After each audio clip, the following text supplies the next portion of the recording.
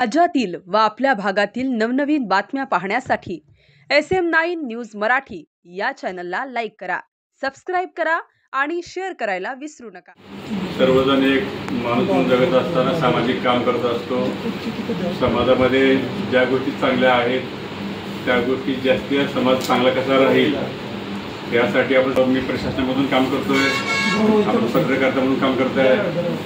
आज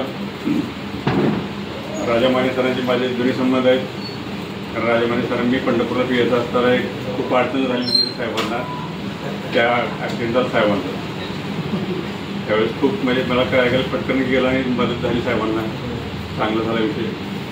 त्यानंतर तेव्हापासून आमची मैत्री झालेली, ज्या दररोज सरांचा मला मेसेज असतो आणि मला त्याला गुलाब हातात,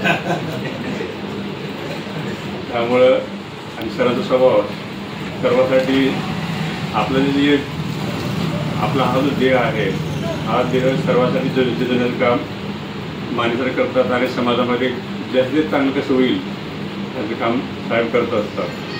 त्याचप्रमाणे आपण सर्वांनी सुद्धा चांगल्या प्रकारे काम करावं अशी आपली अपेक्षा आपल्याला व्यक्त करतोय।